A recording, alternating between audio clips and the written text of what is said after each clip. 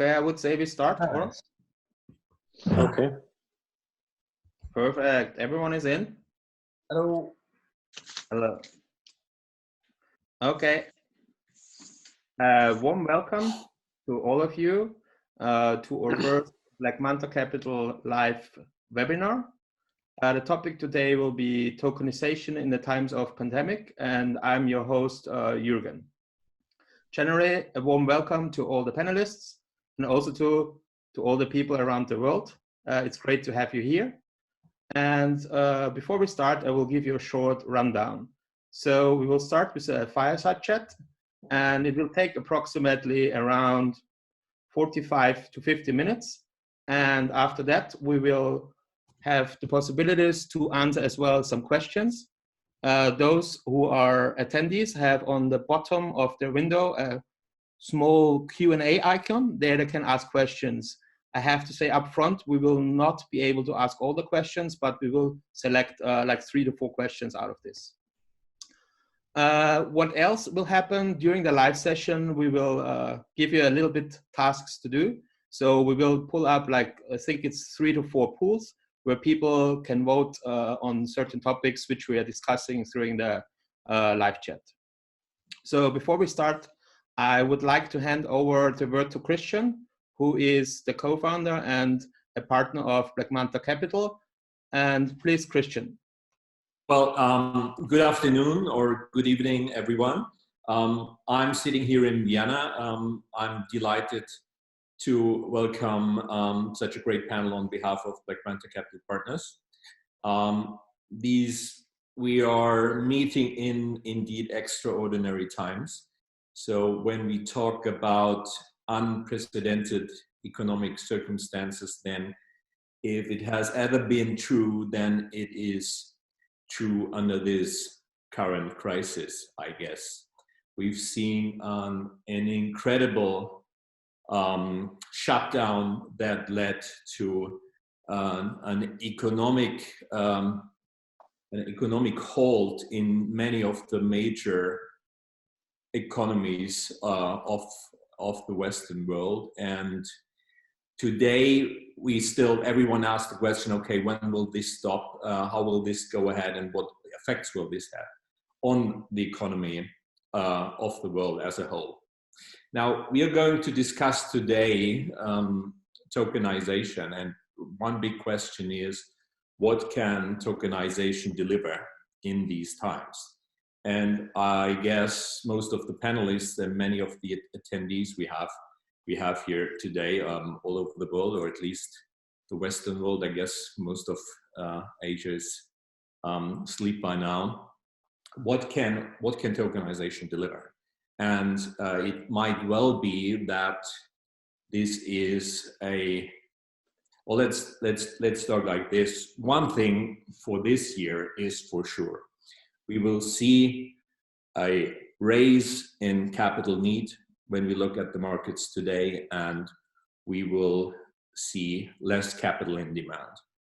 And our hope, and I think hope of many of the attendees we will have, is that tokenization can deliver and make a contribution in these times of a crisis. The question will be, how ready are we as an ecosystem to take over major roles within the financial markets on the one hand, and on the other hand, how will the ecosystem develop? Because what we also see today is this crisis sends earthquakes into the startup scene, and especially in the blockchain space, many of those startups most likely are not prepared yet to press pause for 3 or 6 months and then come back to market, or many of those are not on the market yet. So really keen to hear what our panelists have to say on that. And with that, I'll leave it for Vienna for the first thing. Yes, I would give a short rundown on the panelists. We have on the panel Brian Elders. He is from Source Digital Assets and also a partner at Manta Capital. We have James Bowater. I am assuming a lot of people know him because he's a famous journalist in the crypto space. We have Jose here. He's from AmaZix Capital, a company which is in a long time in the space. Then we have our dear friend here from Tokeny, and Tokeny is represented by Daniel. And we have also from Genesis blog, Mr. Samuel. And I would like to continue where Christian was stopping. So as we have heard, companies are having problem in financing because of the actual situation. So I would like to ask. You haven't seen Jose, probably Jose is not showing on your. Okay, sorry. And I would like to ask first Daniel, because they are on the market, they see a lot of things going on. So how do you think tokenization could help in the actual situation? Well, I think that what we're observing now is that the way that SME can get access to capital is broken. We have had discussion in the last 10 days with one government and with one international organization that was asking us, how can we help SMEs getting capital? Because the current systems are broken and not working. Which means that they are mostly driven by physical actions, going to your bankers, signing documents. So this old digital economy is definitely not in place.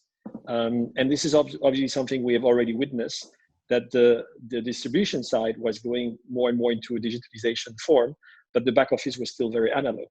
And we already saw that tokenization was acting as a catalyst to digitalization.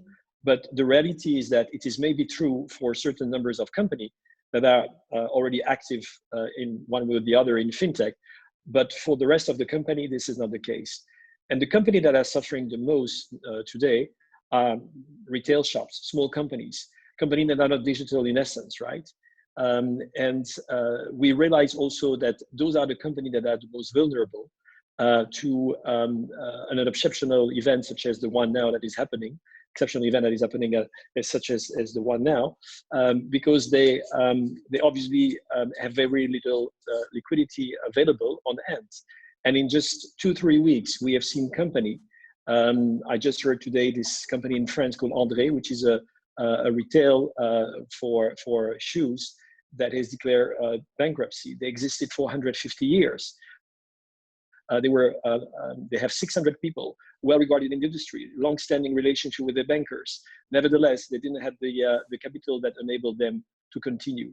And I'm sure that with the history of such a company and the fact that they have been profitable for 150 years, there would be a way to source capital if it was not through the traditional means of getting to their banks, which basically has turned them down. And not only the traditional bank has turned them down, but also the BPI, which is this state organization in France that is helping company with funding. So this is really evidencing here that there is something totally broken in the capital market, and even more so for small companies. Like Jose, for example, you are like in the investment space. So how do you see, has there anything changed now, or how do you see tokenization can help? Yeah, I mean, we're definitely seeing a lot of venture capitalists sort of shutting down operations. And of course, we saw sort of startups raise money at very high valuations and raise a lot of money. And a lot of those startups were running quite aggressive burn rates, and many of them will be looking for capital. And we see sort of a lack of efficiency in the market. You know, I don't know if anyone here has seen, but there was a Google Doc circulated with sort of the investors that are currently looking for capital, looking for startups in Europe rather. And I think that's always an example when people are doing things, trying to hack together a solution to a problem. It shows that there's a valuable problem there to solve. And obviously, one of the promises of tokenization was to provide liquidity to earlier stage assets, to more liquid assets like real estate. And I think this crisis, like sort of every crisis, provides an opportunity to do that, because it highlights sort of the fragilities of the system, and it prompts us to reconsider the way things are done. And I think the same exact thing with small businesses. Obviously, the stimulus that's been planned will help, but it's unrealistic to think that the government will be able to funnel money to every business that needs it at the time when it needs it. You know, as the other panelists said, businesses were running extremely high debt levels. They're running into liquidity issues now, and there's the need for better price discovery and a more efficient market for this. And I think tokenization can really help there. And I think we're seeing sort of the demand for tokenization and more digital options with the sudden discussion of central bank digital currencies, right? From the Bank of England to the US discussing a digital currency. It's clear that sort of stimulus would be a lot easier with a digital currency. Price discovery would then be a lot easier with digital securities. And I think we're just understanding that the financial plumbing and infrastructure that we have is sort of outdated and needs new and better solutions. I would like to pass further to Samuel because I think Samuel is very experienced in the traditional financial way and also in the new way of tokenization. So Samuel, what's your perspective on all of this? Sure, and thank you very much. Pleasure to join you and everyone else on the line. I come from a background as a New York financial services lawyer, and from there into the blockchain space, so very connected with and really networked into what's happening in New York and the center of world finance. And I can say unequivocally that the center of the world's financial universe is being devastated by this pandemic. And these social networks and ecosystems of people who work on Wall Street and in that community will continue to be reeling from and dealing with this crisis for quite some time. So as we look into the overall impacts on tokenization, I think we need to understand how that relates to the status and impact on traditional financial markets. And I think we have a combination of highly negative impact on particular financial centers that is ongoing and will continue, and that as well as unprecedented government policy and financial market regulatory policy on top of the extremely low interest rate environment that we had previously been functioning in. And if you put all that together, I would say during the 2008 financial crisis, we essentially went into uncharted territory with extensive zero-bound monetary policy for over a decade. We have now added an additional layer of an unprecedented crisis combined with unprecedented levels of government intervention in financial markets. And if you put all that together, I would say we are even more in the unknown right now. Thank you very much for your statement. I would like to pass the question to Christian and Brian maybe at the same time, and let's figure out who will be the first one. How is the impact in the side of running a business like Manta is? So do you experience any new challenges, or is it business as usual? Maybe I'll start and Christian can finish. But what I would see is the ability to raise capital using tokenization allows you to do this without the paperwork of old. You don't need a notary, you don't need to turn up at a lawyer's office, and a fundraise can still happen. So I think that in the last week or so, there has been a number of inquiries that maybe we would not have got as people look at how they're going to achieve things over a period of time where things may be locked down. So, it's difficult to know which forecast to look at, but, conservative forecasts would say we're going to be like this until sometime in the summer, and only getting back to normal comes September, October, and that coming back to normal will take some time. So if you want to get anything done this year, you need to start looking at the alternatives that are in front of you and available to you. And Black Manta is functioning and available. So it is something I think that will be more and more in demand. Okay, Christian, so what's your perspective? Because I think Brian is based in the UK, you are based in continental. Hold on, Ireland. Sorry. I'll give you some history and geography lessons another day. No, I know you like pubs, so sorry, I forgot about that. So let's add to what Brian said. I think the big question for this will be we back in Q3 to a more or less functioning economy? As I said in the beginning, we see a raise in capital need, and tokenization can cater to that. When you look at our business, we have two sides. Our customers are issuers. So there we expect to have a lot more customers, and as Brian just mentioned, so we closed the deal last week. We talked to a couple of new deals this week. We talk to new deals on Monday and Tuesday. That's one part of the business. The other part of the business is the investor side. And of course, at the moment, there is close to zero investment sentiment, I guess. There are still some venture capitalists quite active. I heard the number that Sequoia closed 25 deals in China in February. So, sorry, some of the big players are still out there and doing it. The question is, for us, will the whole ecosystem itself, with crypto custodians, with secondary markets, with exchanges in the end, be driven by this crisis in terms that the whole system adopts to new technology faster, or will it kill players and basically slow down the development? But in general, as of today, I would still be pretty positive.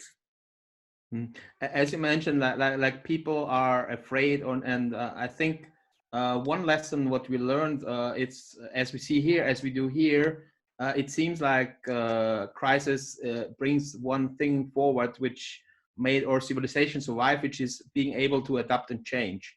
And I would like to pass the word to James, because I think he covers the crypto space as well. Do you seeing a change that we are going now in something more serious? Because when we talk about tokenization here, we talk about regulation, we talk about securities, we talk about bulletproof companies, and not some weird setups as we have seen in the past when we were talking about digital assets.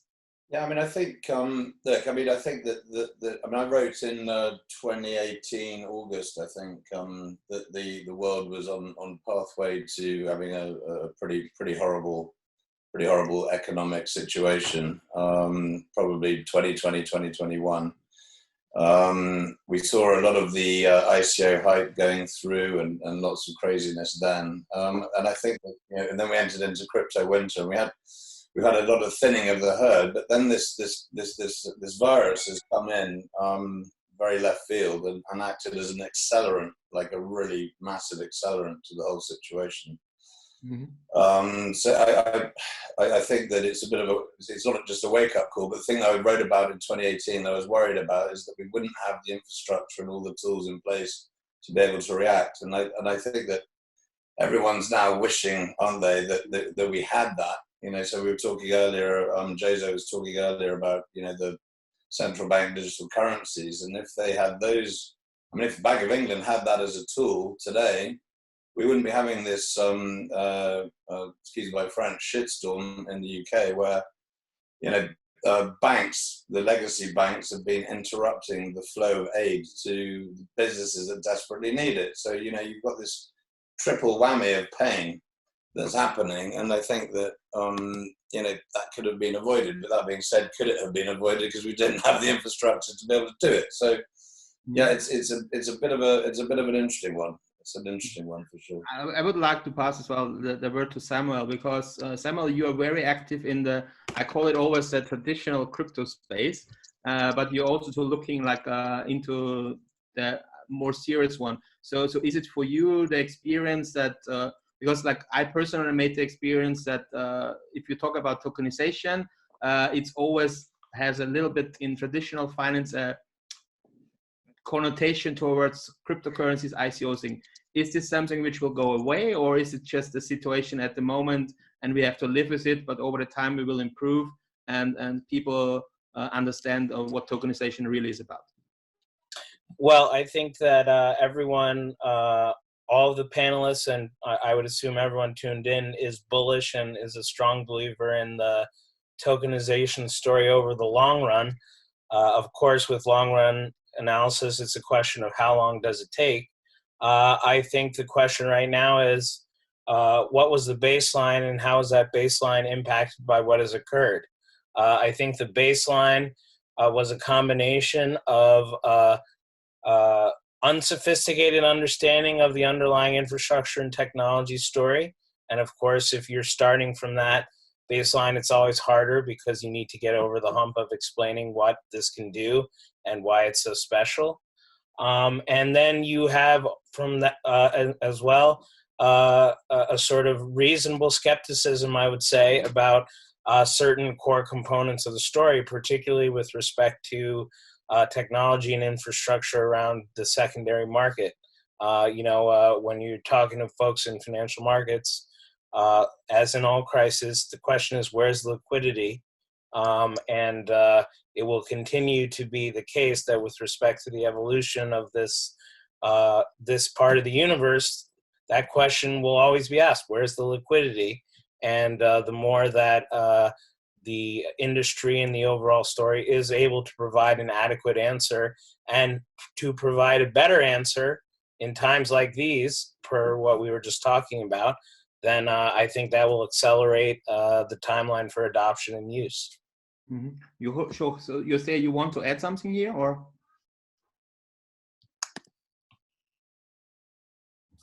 Jose, you want to add something to this? Yeah. I think one of the things that we've been missing as well in the tokenization space is quality assets. We've seen sort of a self-selection bias, at least on our end, where a lot of the assets that come to us, sort of assets that didn't succeed in raising in the traditional markets, because they're either mispriced or low quality in some way, and they think they're still sort of in the 2017 days, thinking that raising money through crypto is really easy, even though obviously it's a completely different market, completely different regulatory considerations, etc. And I do think what this could provide, although as everyone else pointed out, there are some challenges, is an opportunity to see some quality assets that act as success stories in the next 1 to 3 years, that attract people to the space. So I think that's an interesting opportunity, because from our perspective, almost everything that we've seen in the security token space has been quite overvalued. And I think at this stage, with sort of the liquidity crunch and everything else, there's the opportunity to bring some real assets that could make for great success stories going forward. And we're seeing a few of those already that we're working on. Daniel, what is your experience? Because I think your clientele is very diverse. Do you see there a change in the type of clients?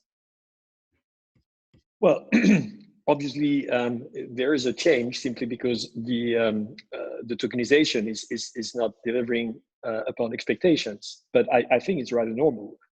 We have seen something extraordinary with the ICOs, and when the ICO died, then everybody was looking for the next thing, and the next thing suddenly happened to be STOs, right? And the STO did not deliver, for the simple reason that people that invested in ICO, mostly crypto investors, were willing to take risk for high returns that those STO were not delivering because they were traditional type of businesses. So the STO did not deliver. And then the next hype is real estate, right? So you see tokenization of real estate popping up left and right. But again, if you look at the people investing in those projects, mostly they are looking for limited risk investments with reasonable return. And when you invest in a single building somewhere, unless you are familiar with it, because you live in the region, you understand the economics, you understand who's involved in that deal, for example, you don't perceive the risk. So, and we don't necessarily see that that proposal being delivered now in the market.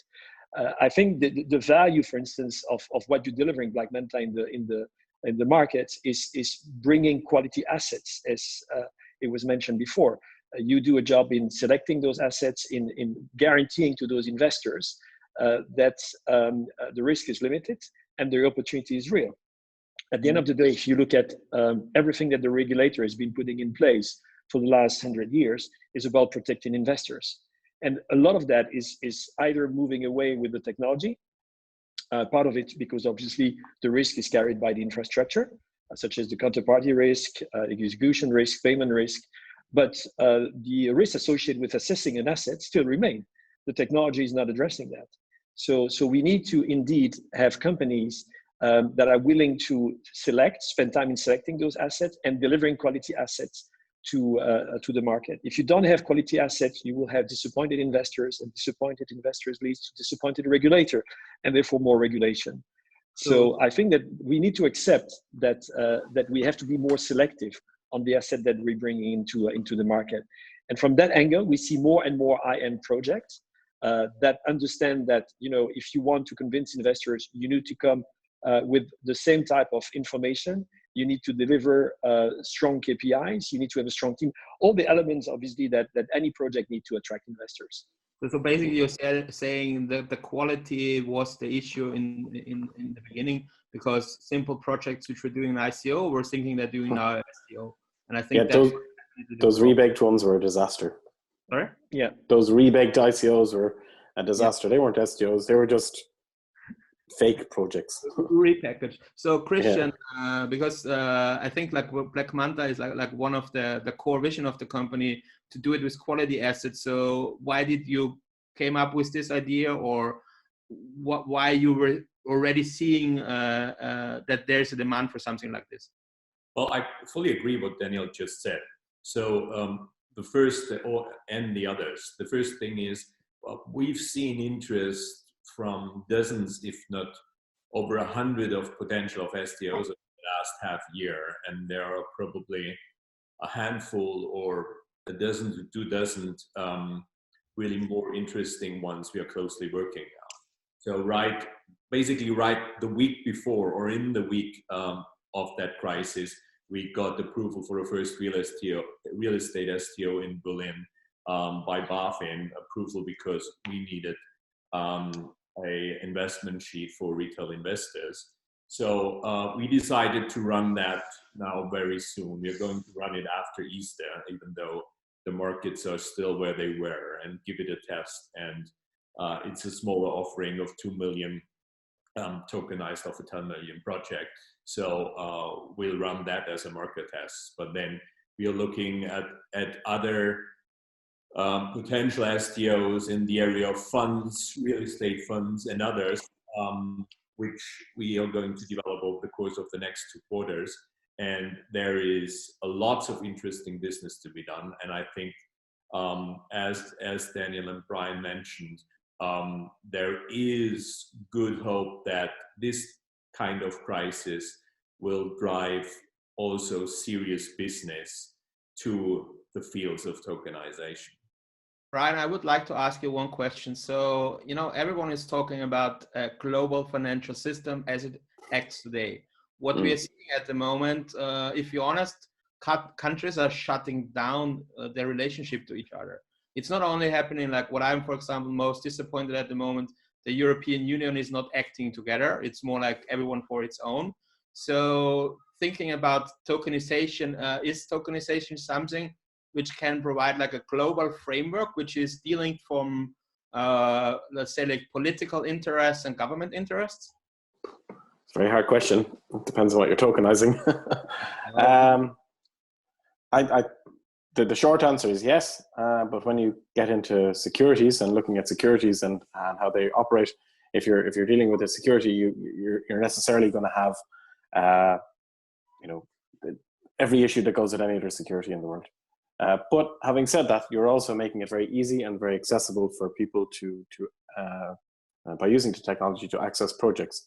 So where there might have been cost issues in having some of these things distributed widely using old methods, using the newer, it may be much easier to access a much wider market. So I suppose I would remain bullish on the fact that tokenization can open up a much wider market, a much wider group of people and investors than traditional methods. And I also think that the world is in a very unusual place now. It's not just the European Union that is stopping people crossing borders. Individual states in the United States are doing that too. So we have a very unusual situation at the moment to do with the health risk. But I think that commerce, when it rebounds, will rebound in a maybe not as global a fashion, but we will still have a global market that tokenization is well suited to helping express itself. So like I would like to pass the word to Samuel. So how do you see it, like from your perspective? Is your company operating on a global scale, and do you think like tokenization would make things easier, or would it be like the same as it is now already with existing instruments? So our company has tried to be global from the beginning. We've always been Asia-centric in our perspective. We think blockchain over the long term is like the world we live in, one where Asia is at the center of a lot of what goes on, and will continue to be so, because that's where the people are, and that's where more and more of the wealth will be. I would say that it's the overall impact on infrastructure and how that looks on a global basis is too early to tell. I think that, as I said before, I think you can see, and I would say most of the panelists probably agree that this is an opportunity for the value proposition to really demonstrate itself in ways that haven't been possible before. And I think that if we do end up having a series of events where the value proposition can be demonstrated in a meaningful way, and if there is serious ROI to people who allocate capital to those opportunities, that could be a meaningful milestone, because again, investors will continue to chase yield, and if the DLT story can show a strong return for capital allocated, then more investors will come in, and the overall infrastructure will grow. For example, what you said, do you think the yield is the main factor, or are there other factors which you see as well as a driver of that industry? In terms of overall infrastructure? Yeah, in terms of adoption. So it's really like if you can, like for example, in decentralized finance, the interest rates are high, so a certain amount of people are drawn to that because they have high interest rates. Do you see it like this as well? Because let's say tokenization needs less backup, less infrastructure, so more yield could be provided? Well, I mean, I think it's very clearly a question of more infrastructure is needed, but it's a high fixed cost for essentially zero marginal cost, right? I mean, we all understand, and the market will eventually understand, that the tokenization story makes sense because it reduces transactional costs. It's efficient. The question is, how do you get over that hurdle of initial adoption, that fixed cost of initial adoption of rebuilding your stack to encompass a DLT, to ensure that secondary market infrastructure is there so that there is liquidity. And again, if that continues to be a challenge, overcoming it will just be a progression that will be a function of how many resources are thrown at the problem over what period of time. And again, I think it's possible that we could see a shift in that, but it's highly uncertain and very difficult to predict. So Daniel, sorry? Yeah, I just wanted to comment on what you just said about, our companies are global. I think it's probably not the right question, because it depends on your strategy. If you want to be local or global, depending on what type of value you can create. But the assets, they want to be global, right? And they want to go where the money is. A perfect example of that is, there are many companies in Europe that couldn't be listed on the US where the money was. So we created this notion of American Depository Received, ADR, that allow stock to be traded, European stock to be traded in the US. Now, so those assets want to be global, but how do you enforce compliance? So how do you make sure that cross-border transactions are respecting the rules that are applying to those assets? Now we have a technology that enables to have those assets circulating globally on decentralized infrastructure. And what we see is that most companies are focusing on building smart contracts that obviously just represent those assets and represent eventually the business model associated with those assets, but they have no clue how to guarantee compliance. We've been spending 3 years working on not a protocol, but at least an ecosystem that enforces compliance in the assets itself, so that they can circulate globally and go where the money is, with the respect of the rules applying to those instruments in the country of issuance, but also in the country of distributions. But that was not sufficient. So we also had to develop a solution that addresses the problem of identity, because this is a key element of finance. KYC, identity of the securities. Today I could create an Apple token, and listed on those existing secondary, trading platforms such as Open Finance, they would trade. Of course, they would quickly realize that it's a fake one, then they will stop it. But there is obviously some history there. I know that the founder of Onera, just for the fun of it, created a Brooklyn Bridge token, and he sold it. Well, then he came back to the guy saying it was a fake one. But there are certain things that are so evident that no one has followed up, but they are still basically slowing the development of this market. Because when you go into real projects, and let's face it, there have been a lot of announcement in the market, but not a lot of real projects. When you go into those real projects, you are confronted with that. So all you do, make sure that your token is genuine. And this industry, I've been working for 10 years in Clearstream banking.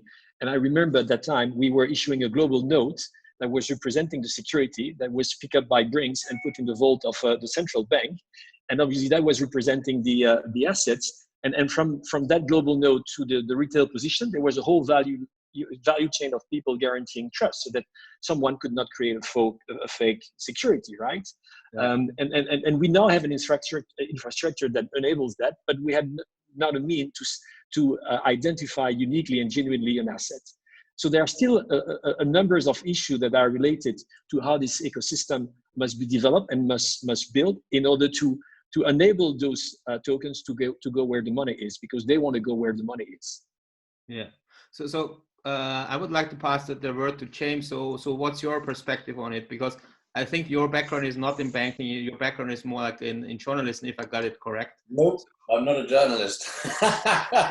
You're a writer, sorry. I'm actually a journalist. It's like I came to learn. And actually, if you read my first column, it was, I don't really know enough about this, so I'm going to find out and share my journey with you. I've been listening to this. The interesting thing from my point of view is the common denominator is we're talking about assets that have got actual value, worth. And I think that one of the things that was evident in the early days of sort of tokenization and crypto, with all of these projects that sort of were all kind of like, they sound quite good at the time, but they don't have any substance underneath them. And if we don't have the rails and the tracks and the pipes and Jose and I talk about this all the time, sort of in the telecom space, you need to have everything in place to make it work. So the thing that's really common about this discussion is that everyone is talking about proper assets, be it real estate, be it commodities, be it gold, or whatever it might be, or be it actual cash. So, I think that I think when we spoke yesterday, we talked about the actual size of the market that we talk about when it comes to crypto. I mean, we're trading at 192 billion as the entirety of the market cap at the moment. So, I mean, compare that to a 2.2 trillion injection, a 330 billion here, a 750 billion there, and it's nonsensical in a way. To be even talking about it in anything other than look at this as a new alternative, and I think that's the key point, is that nobody really should be looking at us now as an industry and going, oh, well, you're irrelevant and it's all scammy. It's utter nonsense. We have got the foundations of the future of fixing the financial system. There's no question about that. Tokenization is definitely an easy way to move things forward, but again, everyone needs to step forward and accelerate the legislative framework so that we can actually get on and do it. And there are lots of brilliant highbrow projects that will save the planet in other ways. There are some great examples of people that I know throwing up their computer power at the moment to try and help solve the COVID situation by processing data and all the rest of it. There are very innovative ways that are usable, functioning now, that we can get our hands on. I go back to when it's time sensitive that we are now, we've got a situation where people actually really need to go and spend their money. I mean, I've got 191, elderly and vulnerable people on the Isle of Dogs where I live who aren't getting food. So I'm raising money for them, on a crypto platform, for heaven's sake. There's no time to muck about, and that's one of the nice things about a crisis, is that actually it does create the Dunkirk spirit. The Dunkirk spirit, nobody was ever going to cross a channel in a little boat to go and pick people up unless there was an absolute need. We've got a need, you know, and banks have got to just understand that none of us are going to have any patience whatsoever with them if they stand in the way of getting it done. I would like to pass the word to Jose. How do you see it? Like, because everyone is talking about the ecosystem, and you guys are basically a fund who invests in projects. So, do you see an ecosystem developing, or is it still early stage?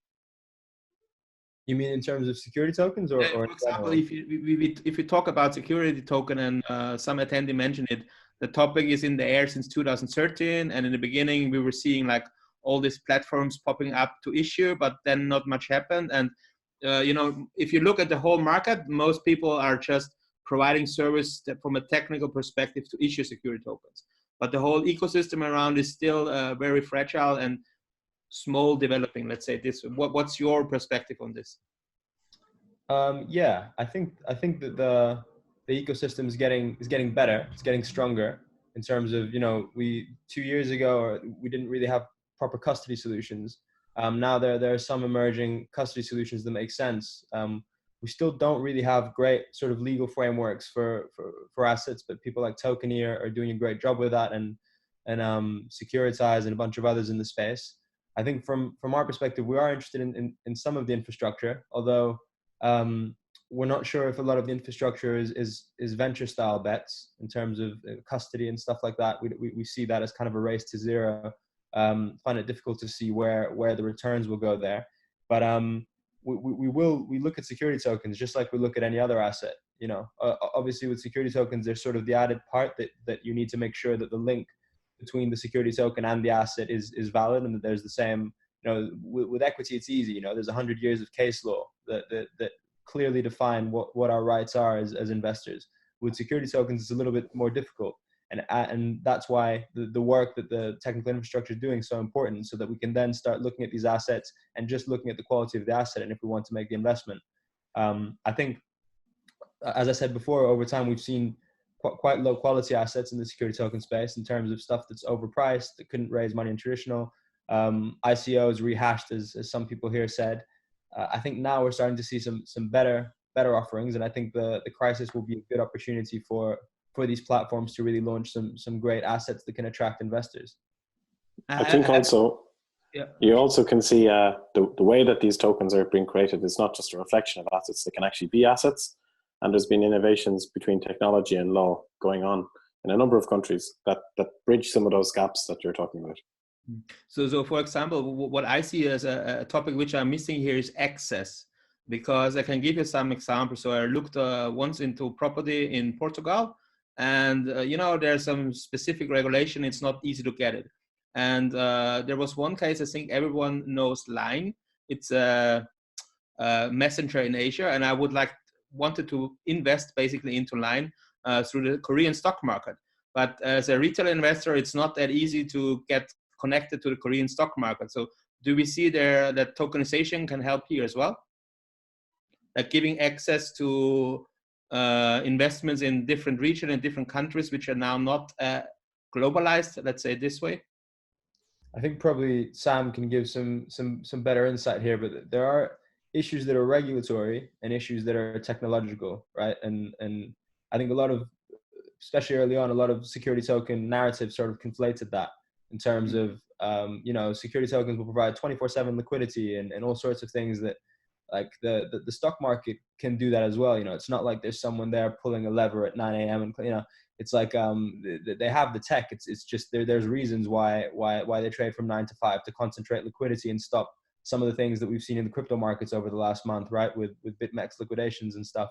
So I think there is some conflation of that. And I don't think, you know, I think basically the line between what's technological and regulatory is quite difficult to define, but probably Sam can give some better insight on that. Yeah, Sam, would you like to add something?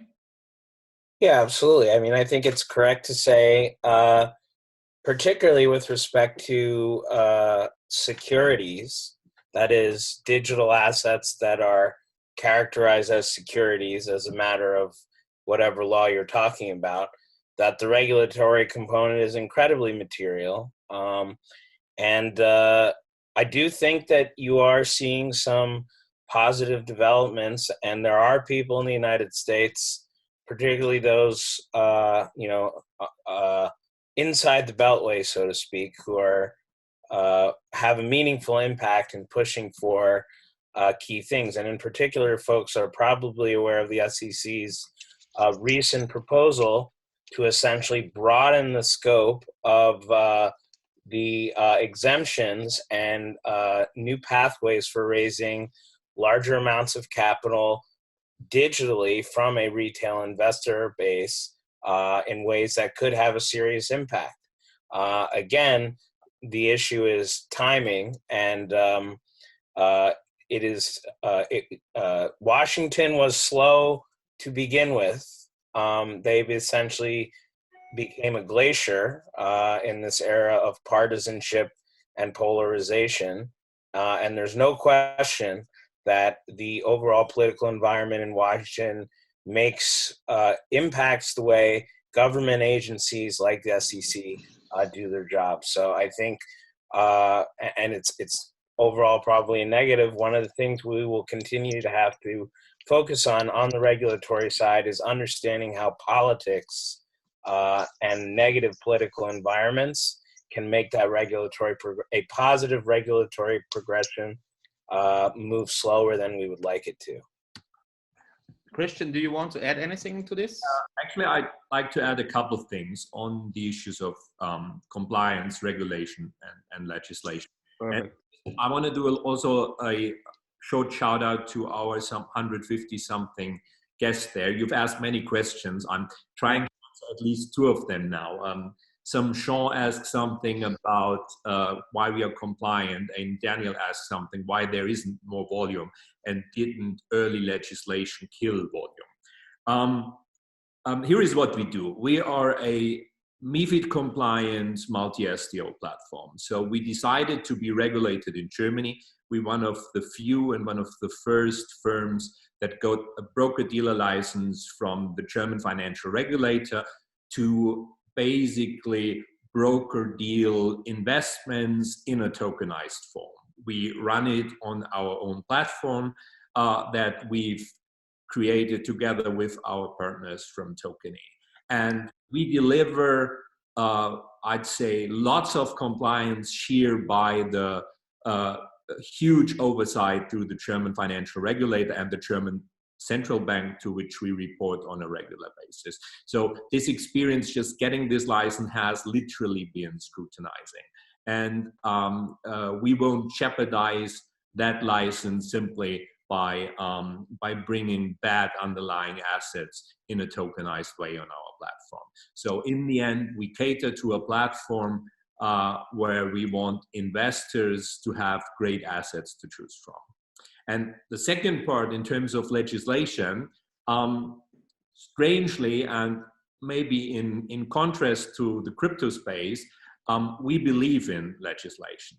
Daniel, if I answer your questions like that, we haven't seen a lot of legislation. We have seen some movement from some financial supervisors, but we've seen a bit of legislation in Liechtenstein and others, but not too much in the major countries. One big movement was Germany with bringing crypto custody under regulation, and now the pop-up of a huge sector, basically new kinds of private banks that enable professional investors to go into tokenized assets. And that's the last thing I want to add in that context. We don't see the volume because legislation hasn't progressed as we wish, and legislation brings a regulated form of trust that enables institutional professional investors to go in. And by the time we will have that kind of legislation for tokenized securities,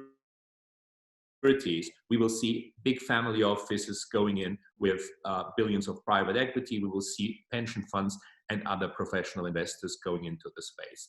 And the crypto custodians that are now applying for the license in Germany play one part of it. We as a primary issuer play one part of it. And when hopefully governments will come back to other topics than dealing with this crisis, we will see a little bit of legislation that helps us to get our work done. And very last thing, sorry, what Daniel said in the very beginning, we've seen decades of basically restriction and closer scrutiny through legislation, and indeed now we are in a time of paradigmatic change that might lead some governments, maybe even the European Union, to come to some kind of regulation that lifts certain restrictions, because technology, DLT technology, creates new kind of security. Thank you very much for your statement. I think we now flowing liquid into the question session, and I found there are some questions which are still open, and I would like to throw the following question into the round. So who would be the typical persons or organization involved in an ecosystem when we talk about tokenization? So like, for example, like Brian, what would be your opinion on this? It depends on what you're tokenizing. If you take a fund, you're going to, have to build a fund according to the regulations that are there. You can do something much more simple if you're looking at a property asset and it's in an SPV and you're just doing the equity. It's just that. So I suppose it's context driven. The question was maybe more like in this: you need a organization who helps you to do the legal part. You need an organization who does the technical issuing of it. You need to have the KYC and AML provider. You have to have for, let's say, for family office ecosystem where there is possible to do custody on it, and also to that additionally you have for the liquidity trading platforms, or simple things where people could just swap the assets they are having. Yes. Is there anything which is missing, or?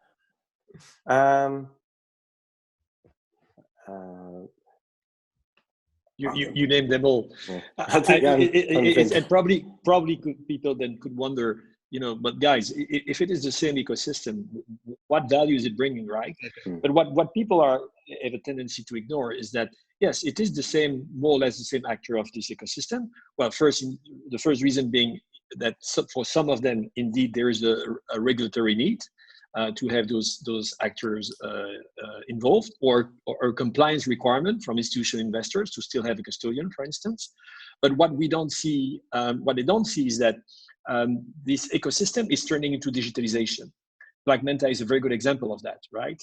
The custodian are turning into also a different way of interacting with the assets, because they don't custody the asset anymore in their vault. They just custody the key representing the access of the investors, or the ownership of the investors, or the way for the investor to identify himself as the owner of these assets. So digitalization will change completely this ecosystem and will create efficiency gain, no doubt about that. Efficiency can be, of course, money. It can be also time.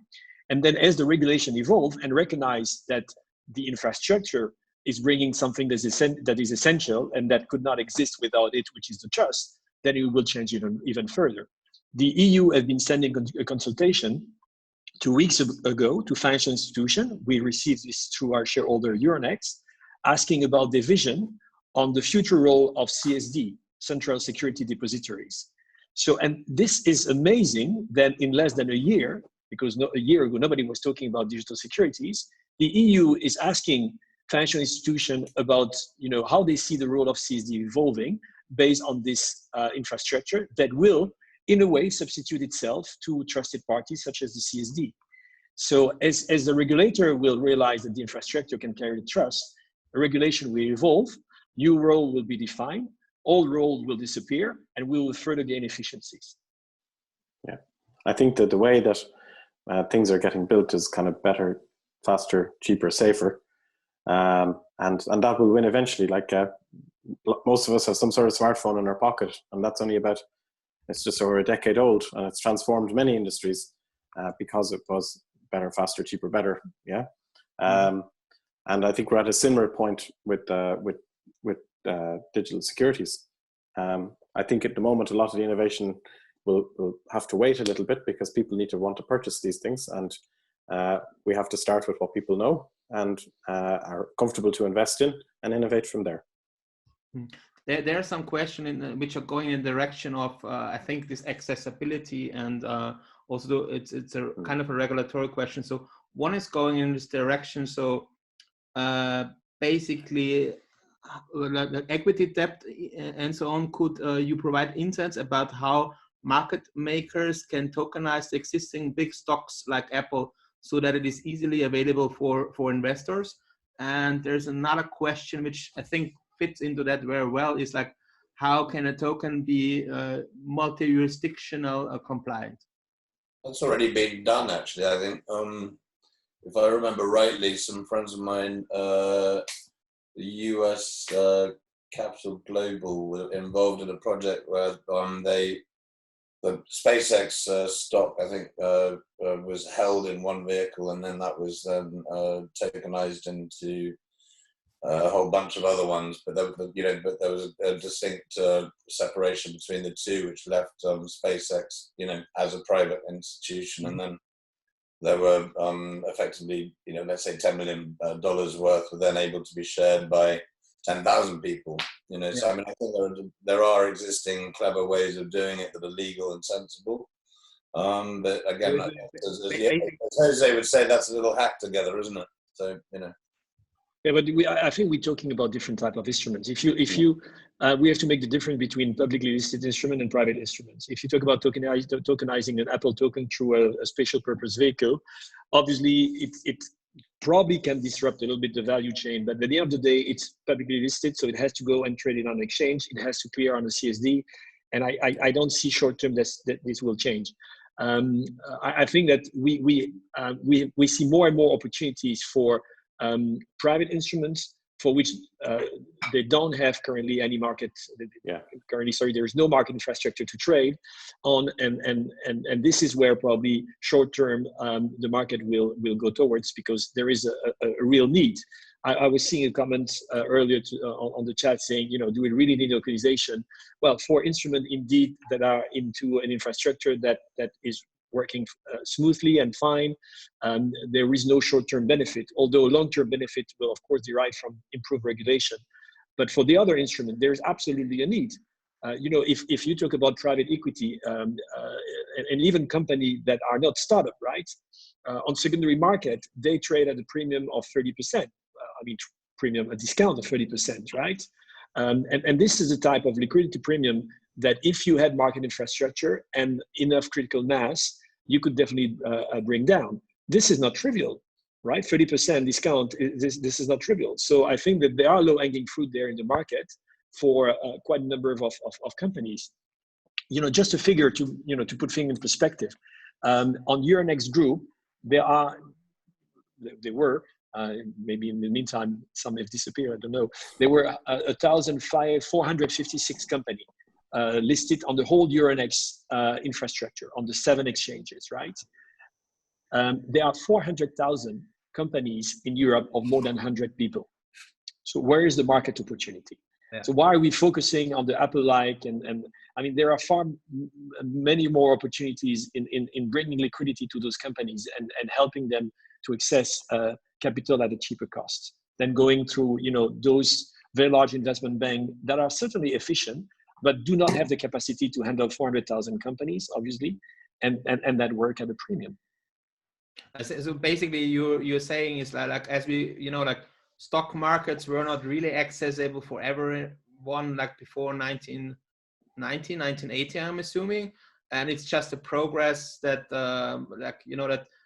some stock markets, they have now secondary boards where they list smaller companies, but I think there's also a liquidity problem. So you think the opportunity lies not in taking, like, for example, now Apple stock or Berkshire Hathaway and fractionalize them and tokenize them. It's that company which sits, for example, sorry for using that example now, in Germany and produces fences, has 200 employees, and has a stable balance sheet, and basically looks for an additional way of raising money because what they do normally is just going to a bank and getting a credit there. The typical example here is a company like Coinbase. It's a company that has been venture funded out of the Valley and is in that progression between the beginning and IPO. That is, there's no question that as a matter of market reality, they trade at a significant discount, an illiquidity discount, essentially. And there's no question that there's tremendous value to be had by unlocking that or overcoming that illiquidity premium. Question is, for example, why does it exist in those cases? And I think, what you see with those types of companies, for example, it's how very sort of nuanced issues can have a tremendous second and third order effects.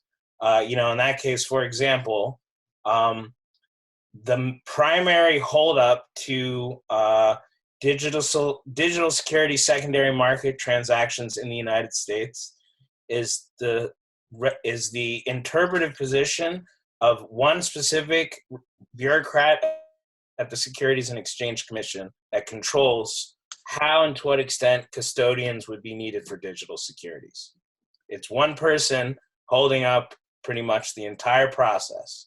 Is it most likely because of personal interest, I'm assuming? I mean, it's because U.S. regulatory agencies respond to incentives. Right now, they are disincentivized to take risk.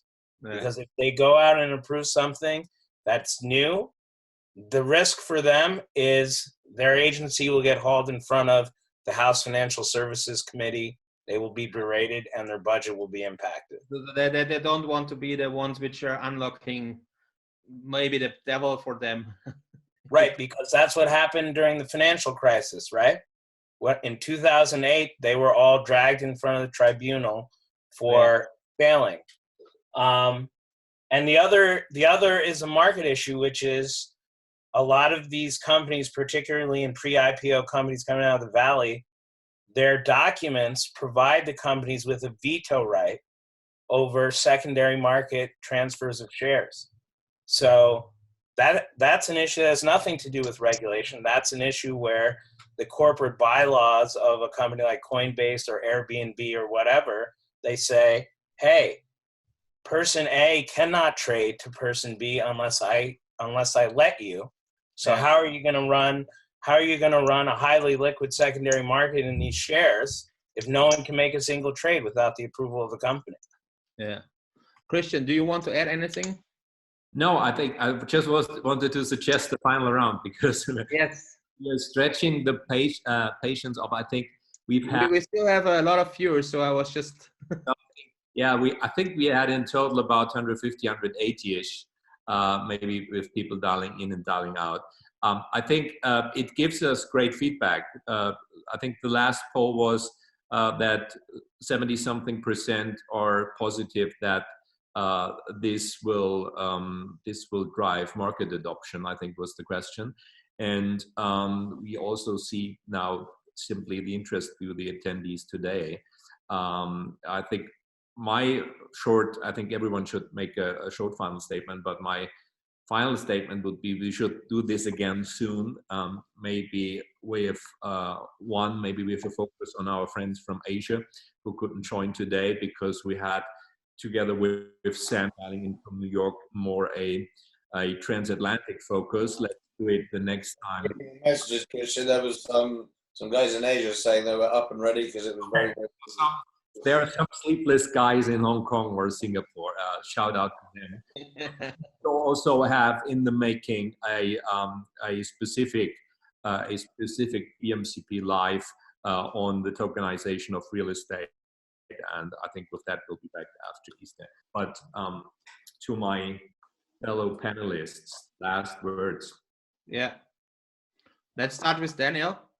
Okay, so I would like to make reference, thanks to Nasir, a dear friend from the Loft in Luxembourg, to one of his former teacher, Andrew Scott, that wrote a very interesting article saying we should look at this as a formula race, and what's happening now is an opportunity to make a pit stop so that we can re-enter the race faster and more efficiently than before.